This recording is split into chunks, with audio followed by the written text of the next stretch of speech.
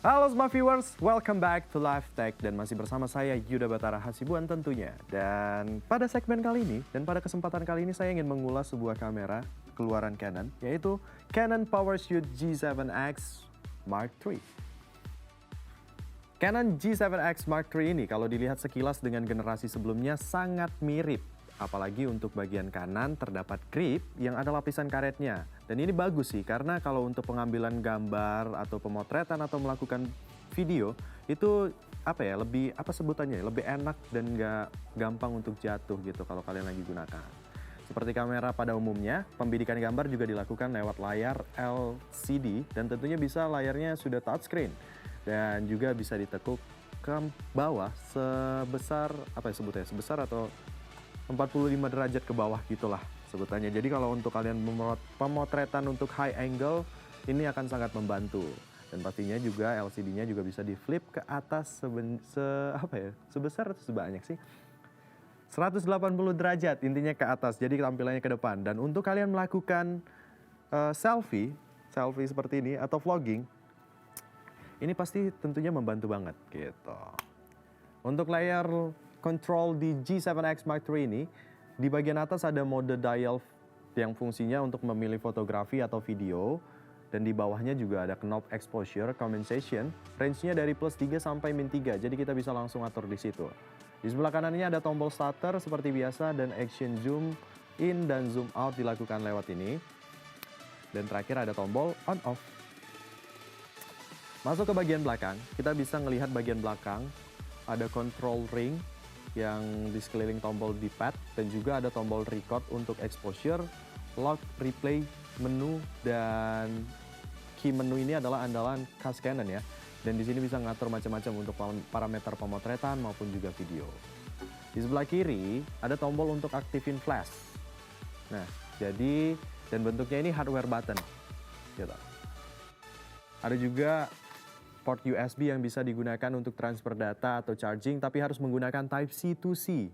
Kalau biasanya kita nge-charge Android itu Type A to C, ini C to C. Dan perubahan yang paling penting menurut saya di G7X Mark III ini adalah keberadaan konektor jack audio sebesar 3,5 mili yang membantu kita untuk melakukan perekaman suara.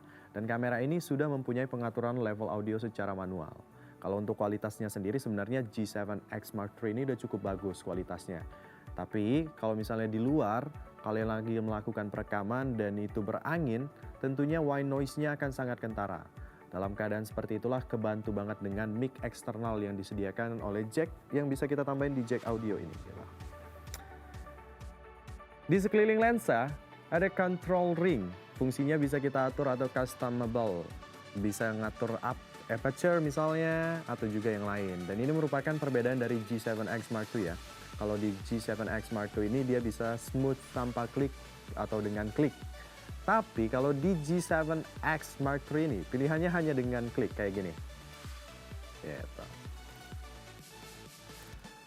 Untuk foto ini ideal karena untuk menandakan adanya perpindahan yang jelas. Tapi kalau untuk video ini sebenarnya dengan klik ini agak agak ada suaranya dan juga ada getarannya gitu.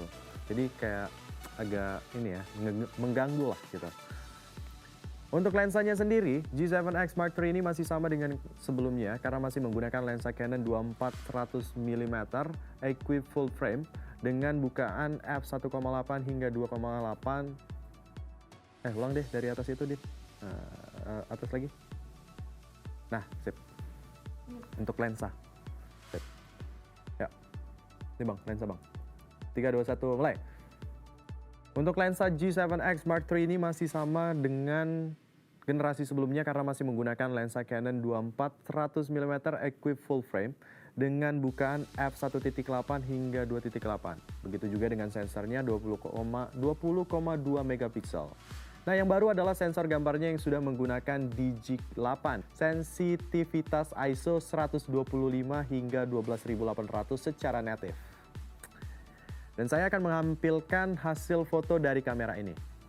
Oke, untuk hasilnya saya lumayan suka dengan lensa equivalent 24-100 mili dari kamera ini. Untuk bokeh juga lumayan kentara karena ukuran sensor kamera ini juga lumayan besar yaitu 1 inci. Bokehnya akan lebih berasa kalau kita motretnya jaraknya makro, jadi hanya beberapa senti dari kamera dengan objek gitu ya.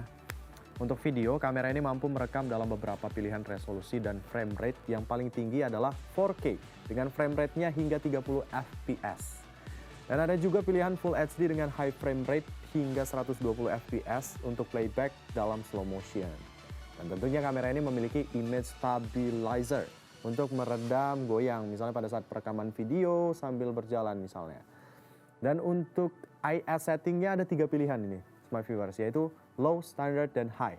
Dimana kalau kita pilih low, peredaman goyangnya itu sebenarnya paling minimal, tapi gambarnya nggak di crop. Kalau untuk standar, kalian itu gambarnya sedikit di crop, tapi agak stabil daripada kalian pilih low. Dan yang paling stabil itu adalah high, tapi gambar yang dihasilkan pasti akan di crop, lebih berasa banget cropnya gitu. Hampir lupa nih smart viewers, kalau menurut keterangan dari Canon sih, baterai ini mampu mengambil gambar sebanyak 235 frame banyaknya. Dan untuk video mungkin daya tahannya berbeda-beda sesuai dengan jenis video yang kita rekam dan situasi penggunaannya seperti apa. Oke, mungkin itu aja ulasan tentang Canon PowerShoot G7X Mark III ini.